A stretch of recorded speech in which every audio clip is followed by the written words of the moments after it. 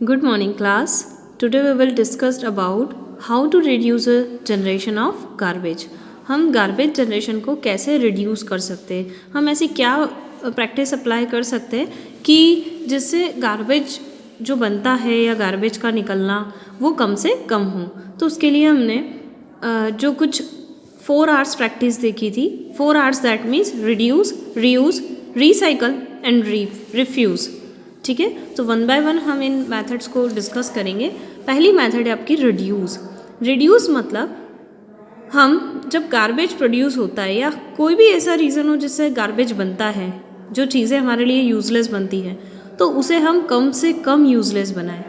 यानी कि हमारी तरह से वो पूरी कोशिश की जाए जिससे हम गार्बेज कम से कम प्रोड्यूस होने दें, चीज़ों को कम से कम फेंकें। ठीक है, जैसे कुछ एग्जाम्पल हैं। Do not buy a new school bag, lunch box और pencil when you already have a perfectly usable one. आपके पास अगर कोई चीज़ कम्प्लीटली वर्क कर रही है, प्रॉपर यूज़ कर सकते हैं आप, तो फिर आपको नया परचेस करने की ज़रूरत नहीं होती। ऐसा करने से अगर आप नया बैग और ये नहीं खरीदेंगे तो क्या होगा, जो पुराना होगा, जो ऑलरेडी यूज़ में आ रहा है और काफ़ी अच्छा है, वर्क कर रहा है, तो आप उसका उपयोग करेंगे, और नया कुछ खरीद लिया तो वो आपके लिए वेस्ट बन जाएगा। Second, carry your own cloth bag when you go for shopping to avoid the use of polythene bags. अब आप देखिए, आप कई सारी सब्जियां खरीदते हैं, फ्रूट्स खरीदते हैं या कुछ भी शॉपिंग करते हैं, तो आप हर जगह से, हर शॉप से अलग अलग पॉलीथीन मांगकर कई सारी पॉलीथीन को वेस्ट कर रहे हैं। उसकी बजाय आप अपने कपड़े का बैग लेकर जाइए और उस बैग में सारा सामान रखकर ला सकते हैं। ऐसा करने से आपने नंबर ऑफ पॉलीथीन बैग का जो यूज़ हो रहा था वो कम कर दिया। तो ये रिड्यूस करने के तरीके होते हैं जिसमें आप वेस्ट कम से कम बनने देते हैं। यूज़ मेटल और China plates instead of a disposal plastic paper. ठीक है, जहाँ आपको ऐसा लगता है कि जहाँ आप यूज़ कर सकते हैं, बहुत कम पर्सन है और कुछ फंक्शन है, तो वहाँ पर आप चाइना प्लेट्स और ये सब यूज़ कर सकते हैं। स्टील ग्लासेस, प्लेट, है ना, अगर कम क्वांटिटी में लोग हैं तो वहाँ पर आप डिस्पोजल का यूज़ कम से कम करके उन्हें वेस्ट होने से बचा सकते हैं। Take as much food on your plates as you can eat. ठीक है, आपको जितना खाना है आप उतना ही खाना लीजिए अपनी प्लेट में, जितना आप खा सकते हैं। उसके अलावा एक्स्ट्रा लेने से वो चीज़ वेस्ट में ही जाएगी। Use ink pens instead of ball point pens as ink pens can be refilled. तो देखो, आपको use and throw pen use करने से क्या होगा कि वो पेन ख़त्म हो गया, देन आपको उसे फेंकना पड़ेगा, वो वेस्ट बन जाएगा और आपको नया पेन परचेस करना पड़ेगा। जबकि आप इंक्ड पेन यूज़ करते हैं तो इंक पेन में आप नॉर्मली इंक की रिफ़िल अगर ख़त्म हो जाती है तो उसमें फर्दर इंक फिल करके आप अपना काम चला सकते हैं। रीयूज़ की बात करते हैं। रीयूज़ का मतलब होता है किसी चीज़ को फिर से यूज़ कर लेना। तो रीयूज़ का मतलब होता है ऐसी आइटम जिसका और भी कोई फर्दर यूज़ है, या फिर आप उसे फिर से उपयोग करके किसी दूसरे पर्पज़ के लिए कर सकते हैं उपयोग, तो आप कर लीजिए। ठीक है, तो reusing of item is another method of reducing waste. Some example are as follows, like a plastic jars in which we food items like pickles and jams can be reused later on the storing things like salt, spices, sugar, pulses, है ना। आप pickles वगैरह या कुछ भी ऐसी चीज़ें market से खरीदते हैं जिसमें आपको प्लास्टिक जार के अंदर वो चीज़ आती है रखी हुई, तो वो चीज़ पिकल्स, चटनी, जैम्स, ये सब का यूज़ करने के बाद आप उसको अपनी घर में पल्स, सॉल्ट, नमक वगैरह भरने के लिए उस जार्स का यूज़ कर सकते हैं। बॉर्नवीटा, हॉर्लिक्स, इस तरह के कई सारे जार्स आते हैं। जब आप परचेस करेंगे तो वो आपका काम दूसरे किसी किचन की जो कुछ चीज़ें हैं उसे स्टोर करने के लिए काम में आएगा। Now mats can be made from old clothes.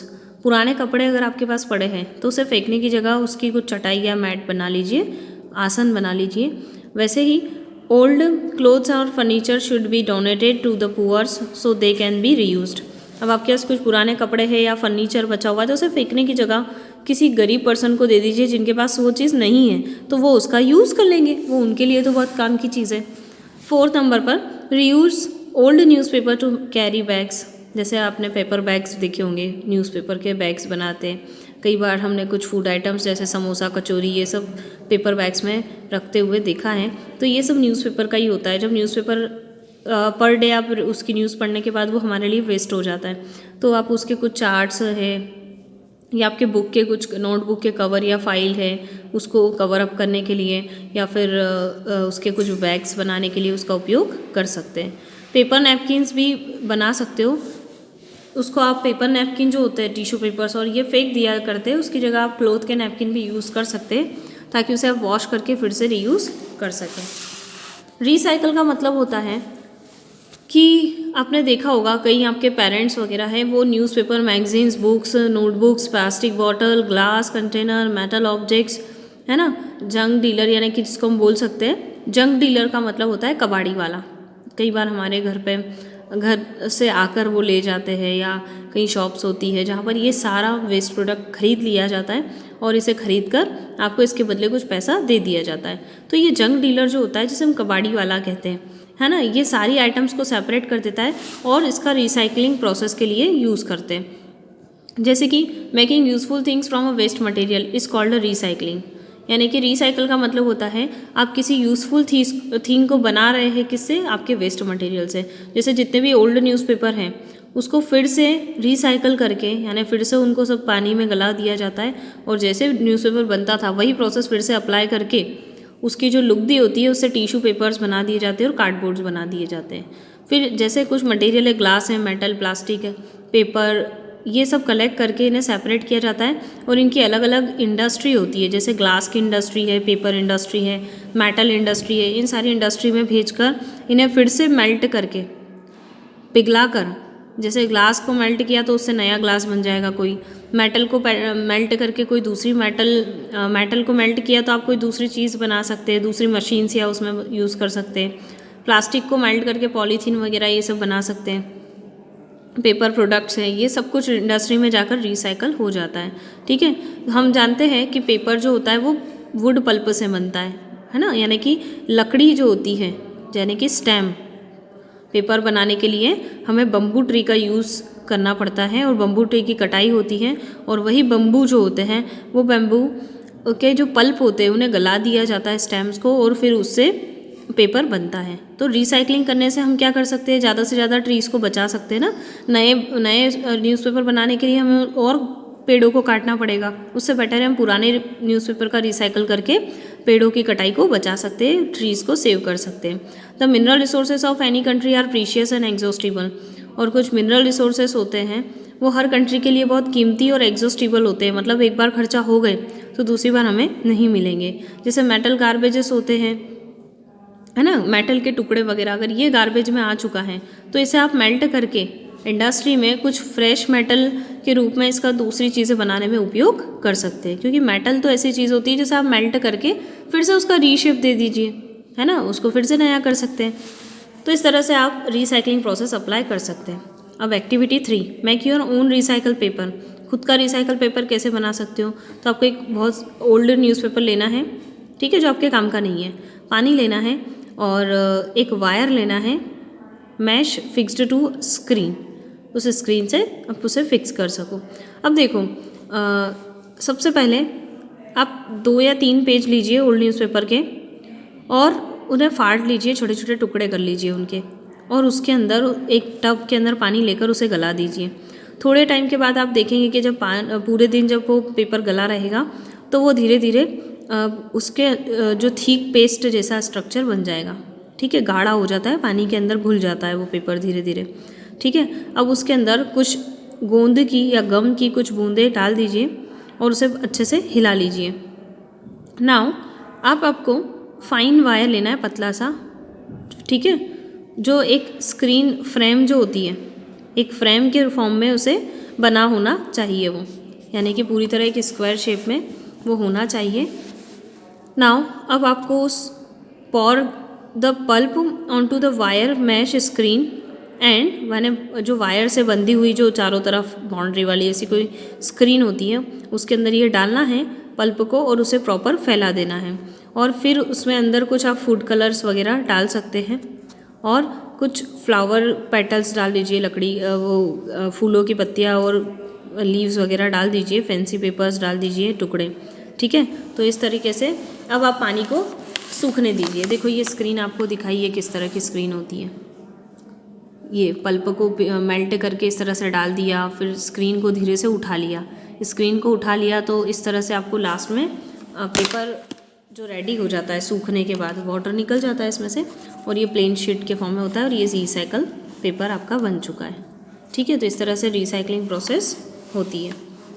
Now refuse की बात करते हैं। तो रिफ्यूज़ में क्या होता है, आप रिफ्यूज़ का मतलब होता है कि आप पहले से ही गार्बेज बने वैसी चीज़ों को अवॉइड कर लीजिए। एक तो ये होता है कि अगर आपके पास है तो उसे तब तक यूज़ कर दीजिए जब तक वो काम में आ रही है। दूसरा होता है कि आप वो वेस्ट हो गई है तो कोई ऐसा तरीका जिसको आप फिर से उसका उपयोग कर सकते हो, उसका कोई फर्दर यूज़ कर लीजिए, कोई और उपयोग ले लीजिए। तीसरा होता है रिसाइकल और चौथा होता है रिफ्यूज़। रिफ्यूज़ का मतलब होता है मना करना, अवॉइड करना, यानी कि do not take a plastic bag from shopkeepers. आप शॉपकीपर से प्लास्टिक बैग मांगिए ही मत। तो ऐसा करने से क्या होगा, वो प्लास्टिक बैग आपके घर नहीं आएगा और वो कचरा नहीं बनेगा। Do not accept things which you do not need, जो आपको नहीं चाहिए ऐसी चीज़ों को आप रखो ही मत, लो ही मत, जिससे उसका गार्बेज बने। Refusing also help to reduce the generation of garbage, और इस तरह से रिफ्यूज़ करना हमारी गार्बेज प्रोडक्शन प्रोसेस को कम करता है। अब डिस्पोजल ऑफ गार्बेज, हम जानते हैं कि अगर इतना करने के बाद भी अगर गार्बेज जो बनता है फाइनली, है ना, जितना कचरा इकट्ठा होता है पर डे वाइज इतनी सारी पॉपुलेशन से, तो उन सब का डिस्पोजल होना ज़रूरी है, क्योंकि गार्बेज कहीं ना कहीं हमारे एनवायरनमेंट की गंदगी है जो आसपास एनवायरनमेंट को गंदा करता है, तो उसका डिस्पोज होना बहुत ज़्यादा ज़रूरी है। तो उसके 3 तरीके होते हैं उसे डिस्पोज करने के, कंपोस्टिंग, लैंडफिल और इंसिनरेशन। कंपोस्टिंग के बारे में हम पहले भी जानते हैं कि कंपोस्ट यानी खाद होता है। खाद हमारी एक नेचुरल फर्टिलाइज़र है जो हम पौधों में डालकर उसकी ग्रोथ को अच्छा बना सकते हैं और उन्हें न्यूट्रिएंट्स प्रोवाइड कर सकते हैं। ठीक है, तो ये जो फर्टिलाइज़र होता है ना, खाद, कंपोस्ट, उसमें कई सारे न्यूट्रिएंट्स होते हैं जो प्लांट ग्रोथ के लिए ज़रूरी होते हैं। ठीक है, तो इसका हम एज अ मैन्योर यानी कि वही खाद के रूप में उपयोग करके प्लांट के पास रूट्स में इसे डाल सकते हैं। आपने खेतों में भी देखा होगा कि इस तरह से काऊ डंक वगैरह है और जितना भी एग्रीकल्चर वेस्ट है उसे कलेक्ट कर लेते हैं और कलेक्ट करके उसकी खाद बनाई जाती है और उसे बनाकर खेतों में डाल दिया जाता है। तो the process of converting biodegradable waste, ये भी याद रखिएगा कि हम कंपोस्ट बनाने के लिए कौन से वेस्ट यूज़ करते हैं, बायोडिग्रेडेबल, यानी जिस पे बैक्टीरिया का अटैक होता है और जिसको बैक्टीरिया बहुत सिंपल कंपोनेंट में डिवाइड कर लेते हैं। ठीक है, माइक्रो ऑर्गेनिज्म की एक्शन से बनाई जाती है। देखो कुछ इस तरह की प्रोसेस होती है कि आपने पहले लगभग 30 सेंटीमीटर का एक गड्ढा किया है और उसमें कई सारा जो सब्जियां है और फ्रूट्स वगैरह है और कुछ प्लांट्स लीव्स है, जो प्लांट का या एनिमल का कोई भी ऑर्गेनिक वेस्ट हमने इसके अंदर डाल दिया है और उसके बाद इसको कुछ समय मिट्टी से कवर करके सॉइल की एक लेयर बना देते हैं इसके ऊपर और कवर करके छोड़ देते हैं। ठीक है, 20 से 25 दिन या ज़्यादा से ज़्यादा 1 मंथ के बाद जब हम इसे हटाते हैं तो ये कंपेरेटिव इसमें से थोड़ी सी स्मेल आती है, लेकिन ये पूरी तरह से माइक्रो ऑर्गेनिज्म में इस जो वेस्ट है इसको डीकम्पोज कर लेते हैं और इसे फर्टिलाइज़र्स के फॉर्म में यूज़ कर लिया जाता है। अब वर्मी कंपोस्टिंग क्या होती है? वर्मी कंपोस्टिंग में हम जानते हैं कि कंपोस्टिंग प्रोसेस जो होती है, ठीक है, वो इस तरह से 20 से 25 दिन लगते हैं, लेकिन इसे और फास्ट करवाना हो, माइक्रो ऑर्गेनिज्म तो इसे ऑलरेडी कन्वर्ट कर ही रहे हैं, बट उसे और फास्ट कराना हो तो आपको रेड वॉर्म्स का यूज़ करना चाहिए। रेड वॉर्म्स जो होते हैं जिन्हें हम अर्थवॉर्म्स कहते हैं, अर्थवॉर्म की ही एक प्रजाति होती है जिसे हम रेड वॉर्म्स कहते हैं, जिसका यूज़ ये वर्मी कंपोस्टिंग में किया जाता है। ठीक है, तो आप याद रखिएगा कि अर्थवॉर्म्स की कौन सी वाली ब्रीड यूज़ की जाती है, रेड वॉर्म्स वाली, जो इसे कन्वर्ट करते हैं। नाउ रेड वॉर्म्स जो होते हैं वो वेस्ट डंप यानी इसके अंदर मिट्टी में ऑलरेडी होते हैं, हमें पता है, तो इस कचरे के अंदर, इस गार्बेज के अंदर मिक्स होते जाते हैं और ये इनकी बॉडी से जो स्टिकी सब्सटेंस निकलता है वो काफ़ी अच्छा होता है और ये जब मिट्टी के अंदर ऐसे ऐसे घूमते रहते हैं तो ये जो स्टिकी सब्सटेंस है ये सॉइल के अंदर मिलता रहता है और जिसके अंदर सॉइल को नॉरिशमेंट प्रोवाइड करता रहता है। सॉइल बहुत सॉफ्ट होती है, जहाँ पर ये रेड वॉर्म्स होते हैं ना, वहाँ की सॉइल की क्वालिटी बहुत अच्छी पाई जाती है। ठीक है, तो ये रेड वॉर्म्स क्या होते हैं, ये वेस्ट मटेरियल जो होता है वहाँ पर कलेक्ट होते हैं, वहाँ पर ये पहुँच जाते हैं, उसे खाते हैं और इनसे जो वेस्ट मिलता है वो भी बहुत काम का होता है। ठीक है, और उसे इस तरह से वेस्ट मटेरियल को कंपोस्ट में कन्वर्ट कर लेते हैं, खाद में। ठीक है। तो इस तरह से जो कंपोस्ट बनाने की या मैन्योर बनाने की जो मेथड होती है रेड वर्म्स की हेल्प से, उसे हम वर्मी कंपोस्टिंग कहते हैं। कुछ लोग तो इस रेड वर्म्स को परचेस करके लाते हैं, है ना, इसकी बहुत ज़्यादा क्वांटिटी परचेस करके जहाँ भी इस तरह से खाद बनानी होती है वहाँ इन रेड वर्म्स को डाल दिया जाता है। नाउ लैंडफिल सेकंड मेथड होती है, जिसमें बहुत सिंपल कंसेप्ट है कि यहाँ पर आप बहुत लार्ज यानी बड़ा सा लो लाइंग ओपन एरिया जो होता है, जो आपकी सिटी या टाउन से बाहर की तरफ होता है, जहाँ पर रेजिडेंशियल या कोई पब्लिक नहीं रहती है, वहाँ पर आप बहुत बड़ा गड्ढा करते हैं और सारा गार्बेज उस गड्ढे में लाकर डाल दिया जाता है, जो सिटी के बिल्कुल आउटसाइड होता है, ठीक है। और जो गार्बेज है उसको पूरी तरह से इस गड्ढे के अंदर, लैंडफिल मतलब एक चौड़ा सा गड्ढा होता है बहुत बड़ा, उसको डालकर उससे सॉइल से कवर कर लिया जाता है। अब वहाँ ऊपर भी यही किया जा रहा था, लेकिन ऊपर इसे वापस निकाल के खाद के रूप में उपयोग किया जा रहा है। लेकिन यहाँ पर क्या करते हैं, गार्बेज को पूरी तरह से उसके अंदर बंद कर दिया जाता है, बहुत डिकम्पोज ऑटोमेटिक हो जाता है और वो सारा जो गार्बेज होता है वो धीरे धीरे अर्थ के अंदर ही डिकम्पोज होकर ऐसा न्यूट्रिएंट्स के फॉर्म में उस सॉइल के अंदर मिक्स हो जाता है, ठीक है। जब लैंडफिल कम्प्लीटली फिल्ड हो जाता है, जैसे कि कोई पार्क है, ठीक है, तो उसके ऊपर डेवलप कर लो पार्क बनाएंगे तो आप उस पर पौधे वगैरह लगाएंगे और उन पौधों को न्यूट्रिशन पहले से ही मिल जाता है। जैसे कि आपका दिल्ली में जो इंद्रप्रस्थ नाम का पार्क है, ठीक है, ये लैंडफिल पार्क ही है। नीचे बहुत सारा कचरा दबा हुआ था जो अब डिकम्पोज होकर उसका पूरा न्यूट्रिएंट सॉइल में जा चुका है। अब ऊपर पार्क बना दिया तो उसके ऊपर जो जितने भी पौधे वगैरह उगते जा रहे हैं उन पौधों को न्यूट्रिशन ऐसे ही मिल जाता है। नाउ थर्ड, इंसिनरेशन यानी hospital waste is hazardous to health. अब हमें पता है कि हॉस्पिटल से आने वाला वेस्ट होता है तो वही किसी के कोई बॉडी ऑर्गन्स हो सकते हैं और वो इन्फेक्टेड ब्लड वाली इंजेक्शंस हो सकते हैं, बॉटल होती, सीरिंज होती है, जो कई सारा इन्फेक्शन और जर्म्स होते हैं जिसमें बहुत खतरनाक बड़ी बड़ी बीमारी होने के चांसेस होते हैं। अगर वो ऐसे खुला छोड़ दिया जाए तो उसके जर्म्स उड़ जाते हैं, ठीक है, और अगर इस तरह से उसे डिकम्पोज करेंगे तो अर्थ की क्वालिटी ख़राब हो जाएगी। तो ऐसे वाले जो रहते हैं सीरिंज वगैरह हैं, जिन्हें बहुत केयरफुली तरीके से हमें डिकम्पोज करना है, जो किसी पर्सन के कांटेक्ट में ना आए, वरना अगर उनके अंदर कोई पैथोजन या हार्मफुल जर्म्स होंगे तो वो उस पर्सन को भी वो डिसीज कर देंगे और इस तरह से इन्फेक्शन होता होता पर्सन तक पहुंचता रहेगा। तो ऐसे जो वेस्ट होते हैं, गार्बेज होते हैं, इन्हें बर्न करना ही बेस्ट ऑप्शन होता है, क्योंकि इन्हें बर्न करने से कम्प्लीटली इनके जर्म्स सारे मर जाएंगे। कुछ जैसे ऑपरेशन करने से कई बार डॉक्टर बॉडी के ऑर्गन्स भी अलग कर देता है, कुछ नोड हो रही है शरीर के अंदर, कोई ब्लड की नोड्स है तो उसे निकाल कर फेंके जाते हैं, तो ये सब ऐसा वेस्ट ही हो गया, तो इन्हें जलाना ही बेस्ट होता है। तो इंसिनरेशन क्या होता है कि जब हम इस तरह से ये हॉस्पिटल से आने वाले जो वेस्ट होते हैं उसे हम पूरी तरह से बर्न कर देते हैं। बहुत हाई टेम्परेचर पे बर्न किया जाता है ताकि इसके अंदर जितने भी टाइप के जर्म्स हैं वो मर जाए, और इसे खुले में नहीं जलाया जाता है क्योंकि वो जर्म्स फैलेंगे इधर उधर। तो इसे जलाने के लिए एक फर्नेस होती है, एक भट्टी होती है जिसको हम इंसिनरेटर कहते हैं, ठीक है। जब इस गार्बेज को हम जलाते हैं तो ये ऐश में कन्वर्ट हो जाता है और इस तरह से इसकी ऐश जो होती है उसको फिर लैंडफिल तरीके से जो गड्ढा खोदकर इस तरह से अंदर डाल दिया जाता है, ठीक है। Now have you ever seen a garbage help to dried leaves on a road side being burn. आपने कभी रोड साइड पर देखा होगा कि कुछ कचरा और सूखी हुई पत्तियाँ इस तरह से जलती रहती हैं, ठीक है। ये बहुत डेंजरस प्रैक्टिस होती है। क्यों होती है ऐसा? क्योंकि जब आप कहीं सूखी पत्तियों को जलाते हो तो इससे क्या बन रहा है, बहुत गंदा सा धुआं, गैसेस और हार्मफुल रहती है जो हमारी हेल्थ के लिए, ठीक है। तो हमें ज़्यादा से ज़्यादा कोशिश करना चाहिए कि हम इस तरह से कचरे को खुले में ना जलाएं। कई बार फार्मर ऐसा करते हैं कि जो सूखा हुआ खेत जो होते हैं ना, उसकी हार्वेस्टिंग होने के बाद वो जो हस्क होता है, स्टेम्स होता है, वो सब ऐसे ही आग लगाकर जला देते हैं, जिसके कारण कई सारी हार्मफुल गैसेस प्रोड्यूस होती है।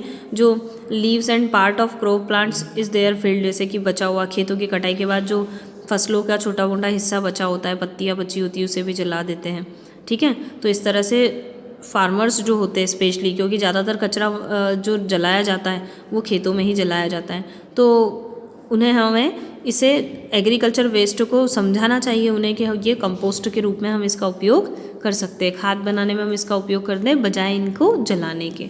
इससे क्या होता है, जलाने से पॉल्यूशन होगा, एयर पॉल्यूशन होगा, ठीक है। अब हम प्लास्टिक के बारे में कुछ डिस्कस करेंगे। प्लास्टिक अ बोन और a curse.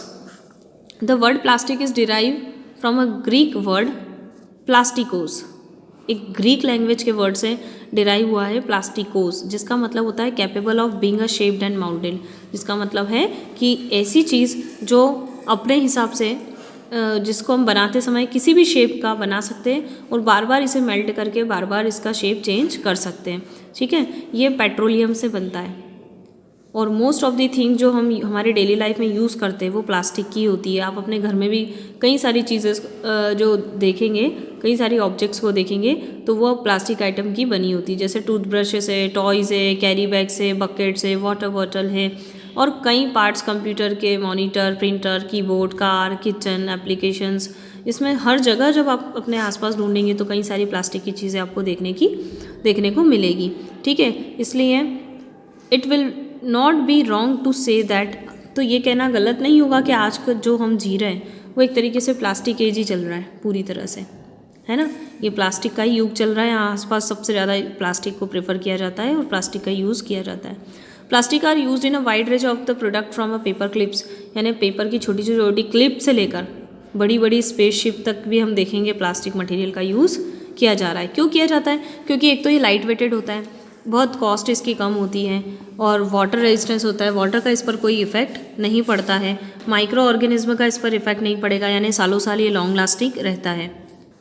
Plastic can be given any colour, आपको किसी भी कलर किसी भी शेप में, ठीक है, मिल जाएगा और इससे आप मतलब आप किसी भी शेप को इसे मेल्ट करके फिर से इसको रिसाइकल कर सकते हैं। तो ये बहुत ड्यूरेबल भी होता है, लॉन्ग लास्टिंग होता है। आजकल हम फर्नीचर वगैरह में पहले आयरन और वुड यानी लकड़ियों के फर्नीचर यूज़ कर रहे थे, बट उसकी जगह लाइट वेटेड फर्नीचर भी यूज़ कर सकते हैं प्लास्टिक से जो बने होते हैं। ठीक है, तो ये समझ लीजिए कि plastic a boon for us, हमारे लिए बून की तरह काम करता है। Now plastic degrade very very slowly. अब इसका जो प्रॉब्लम ये है कि इतना अच्छा है, लेकिन अगर प्लास्टिक का कुछ वेस्ट प्रोडक्ट बनता है तो उसका डिकम्पोज करना थोड़ा सा हमारे लिए टास्क हो जाता है, क्योंकि एक तो हम इसको लैंडफिल में अगर डाल देंगे तो इसका जो डिग्रेड होता है, इसका डिकम्पोजिशन होता है, ये बहुत धीरे धीरे होता है और जितना वेस्ट जनरेट हो रहा है हमारी पॉपुलेशन को देखते हुए वो ज़्यादा से ज़्यादा है, जबकि इसका डिकम्पोजिशन स्लो से स्लो होता है, बहुत स्लो होता है। तो ये नॉन बायोडिग्रेडेबल के कैटेगरी में आता है, तो इसका खाद वगैरह बनाने में भी उपयोग नहीं कर सकते। इसको जलाएंगे तो हार्मफुल गैसेस बनेगी, पानी में डालेंगे तो एक्वेटिक लाइफ पर फ़र्क पड़ता है इस चीज़ों का। तो इसका मतलब है इसका लैंडफिल अगर किया जाता है तो लैंडफिल से इसका जो डिकम्पोजिशन है वो धीरे धीरे होता है। ठीक है, तो this use of plastic has to also created many other problems for us. These problems are actually associated with way we use a plastic and dispose of them। सबसे ज़्यादा प्रॉब्लम क्यों आ रही है? क्योंकि हम इतना ज़्यादा यूज़ कर रहे हैं इस प्लास्टिक का कि इसे डिस्पोज करने में भी इसके वेस्ट को बहुत प्रॉब्लम आती है। जैसे कि फर्स्ट है, we often take plastic carry bags. जैसे अपन शॉपिंग पे गए और प्लास्टिक बैग्स हमने परचेस किया तो उसे यूज़ करने के बाद जनरली हम उस प्लास्टिक बैग को फेंक देते हैं। अब वो क्या होता है, आपकी ड्रेन लाइन या उड़ते उड़ते कहीं ड्रेनेज सिस्टम में या जो ड्रेन्स होती है, नालियाँ होती है, वहाँ अंदर चले जाता है और वहाँ के पानी को जाम कर देता है। क्योंकि वाटर रेजिस्टेंस होता है, पानी में ये मेल्ट भी नहीं होता, तो ये पानी को रोके रखता है और इसके कारण क्या होता है, कई सारा गंदा पानी जो होता है वो रोड पर आ जाता है, ड्रेन सिस्टम चौक हो जाती है और गंदा पानी जमता रहता है और उसके कारण मच्छर वहाँ पर अंडे देते हैं, ब्रीडिंग होती है और कई सारी बीमारियाँ होती हैं। तो इसने क्या करा, ड्रेन्स को भी ब्लॉक कर दिया और कुछ ऐसी सिचुएशन भी कर दी जैसे कई बार बाढ़ आने के चांसेस भी होता है, क्योंकि पॉलीथीन वगैरह बारिश के टाइम पे जो ड्रेनेज सिस्टम को चौक कर देती है, तो बारिश में वैसे ही पानी का फ्लो ज़्यादा होता है तो इसके कारण बाढ़ भी आ जाती है। ठीक है, रोड वगैरह पे सिटी में पानी भर जाता है और लोगों के घर के अंदर तक पानी भर जाता है, ऐसी सिचुएशन भी होती है। नाउ सेकेंड, हम कई बार हाउस होल्ड गार्बेज जो होता है वो फेंक दिया जाता है, basically kitchen waste, left over food in the plastic bag. कई बार जो किचन का वेस्ट होता है, जैसे वेजिटेबल्स हैं, उसके छिलके हैं, फ्रूट्स के छिलके हैं या जो भी कचरा निकला है उसको हम प्लास्टिक बैग में भर के फेंक देते हैं। ऐसा करने से क्या होता है, जो एनिमल्स होते हैं जो इन चीज़ों को खाते हैं वो खाते खाते प्लास्टिक बैग को भी चबा जाते हैं और ऐसा करने से उनके जो बॉडी होती है उसके अंदर वो प्लास्टिक बैग उनकी आंतों से चिपक जाती हैं और वो मर जाते हैं। उनकी डाइजेस्टिव कैनाल के अंदर वो पॉलीथीन बैग जाम हो जाती है और जिसके कारण वो मर जाते हैं। तो ये प्लास्टिक बैग किसी की एनिमल्स की जो डेथ का कारण भी बन जाती है। ठीक है। तो plastic bags are not safe for keeping and story eatable. कुछ भी खाने की चीज़ें लंबे समय तक आपको प्लास्टिक बैग के अंदर स्टोर नहीं करना चाहिए। क्यों? क्योंकि यहाँ पर जो फूड होता है वो अगर आप प्लास्टिक में रखते हो तो उसका हेल्थ पर इफेक्ट पड़ता है। प्लास्टिक एक केमिकल से मिलकर बना होता है। आप गर्म खाना, स्पेशली गर्म खाना तो बिल्कुल नहीं रखना चाहिए। जब आप उसे पैक करते हो तो वो प्लास्टिक का केमिकल उस फूड के साथ मिक्स होता रहता है और कहीं ना कहीं हमारी हेल्थ पर इफेक्ट करता है। मैनी पीपल्स बर्न प्लास्टिक, कई बार प्लास्टिक को जला देते हैं, ठीक है। विंटर टाइम पर वो बॉनफायर यानी अलाव के चक्कर में वो प्लास्टिक को भी जलाना शुरू कर देते हैं। इसके कारण कई टॉक्सिक और जहरीली गैसेस निकलती हैं जो हमारे रेस्पिरेटरी प्रॉब्लम या सिस्टम जो रहती है उस पर हार्मफुल इफ़ेक्ट क्रिएट करती है। आई प्रॉब्लम भी करती है और कैंसर जैसा कारण भी बनता है, ठीक है।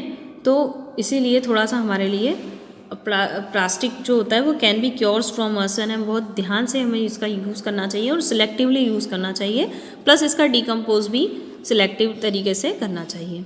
Minimising the over use of plastic and dealing with garbage.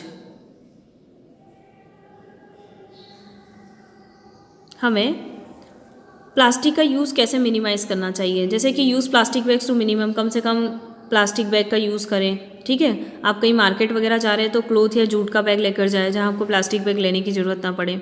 फिर शॉपकीपर से जो आप कुछ पेपर वगैरह मांग रहे हो, कुछ चीज़ें मांग रहे हो जैसे कि, तो उसे पॉलीथीन बैग की जगह पेपर बैग के अंदर मांग सकते हैं, ठीक है। फिर do not use a plastic bags to store eatable, खाने की चीज़ें प्लास्टिक बैग में ना रखें। प्लास्टिक बैग को खुला इस तरह से ना फेंके ताकि कोई एनिमल की डेथ ना होगी उसे अगर वो खा लेगा तो। Never burn object made of plastic, कुछ प्लास्टिक से बनी हुई चीज़ें जो होती है उसे जलाएं नहीं। और गार्बेज के साथ यानी कि अपना जो दूसरा कचरा है उसके साथ इसे डिस्पोज ना करें। Now benefit of waste management क्या है, तो हमें पता है कि हमने लास्ट 2 डिकेड्स यानी 20 सालों से अगर हम देखें तो कई सारा डिस्पोजल ऑफ वेस्ट के चक्कर जो स्टेप्स है वेस्ट को कैसे डिस्पोजल करना है उसमें हमारी काफ़ी अच्छी कमांड हो चुकी है और उसका एक हमारी लाइफ सर्वाइवल और एनवायरनमेंट पर भी एक इफ़ेक्ट पड़ा है, ठीक है। तो ये हमारी एक बेसिक अप्रोच है जिसमें हम मैनेजमेंट भी करते हैं और वेस्ट का कंट्रोल भी किया जाता है कि किस तरह से वेस्ट को कम से कम हो करें प्रोड्यूस और कम से कम इसका यूज़ हो, ठीक है। तो ऐसा करने से ऐसी चीज़ों का कम से कम यूज़ हो जिससे वेस्ट ज़्यादा निकलता है, या वेस्ट को रिड्यूस कैसे किया जा सकता है। तो इसके लिए हमने बेसिकली 4R मेथड्स का यूज़ किया है। ये 4R मेथड जो हमने डिस्कस किए, रिड्यूस, रीयूज, रिसाइकल और रिफ्यूज़ है, ठीक है। इसमें से हम ये जो अप्रोच है, ठीक है, ये किस तरीके से यूज़ करेंगे, जैसे कि reduces air, water and land pollution. ऐसा करने से ये जो 4 स्टेप थी इससे क्या क्या इफेक्ट पड़ा है, इससे हमने एयर, वाटर और लैंड पॉल्यूशन कम से कम हो चुका है। दूसरा, conserve natural resources like trees और मेटल जैसे नेचुरल रिसोर्सेज भी बच गए हैं जो काफ़ी ज़्यादा यूज़ हो रहे थे। इससे हमने इलेक्ट्रिसिटी को भी सेव किया है और ऐसे रिसोर्सेज जो नए प्रोडक्ट को नए प्रोडक्ट बनाने में हेल्प करते हैं उन्हें भी हम कहीं से कम यूज़ कर सकते हैं। हेल्दी और क्लीनर एनवायरनमेंट हमें मिलता है और दूसरा है मनी भी सेव होती है, ठीक है। तो कई सारे बेनिफिट्स है जिससे जो वेस्ट मैनेजमेंट से हमें मिलते हैं। Care for environment, do not throw away the things which can be recycled और रीयूज इन द डस्टबिन। जिसे आप रिसाइकल और रीयूज़ के फॉर्म में यूज़ कर सकते हैं, ठीक है, उसे आपको डस्टबिन में नहीं फेंकना चाहिए, जिससे कारण आपका वेस्ट कम से कम होगा और आप एनवायरनमेंट को क्लीन रखने में अपना कुछ कंट्रीब्यूशन भी शो कर सकते हैं। Okay, thank you.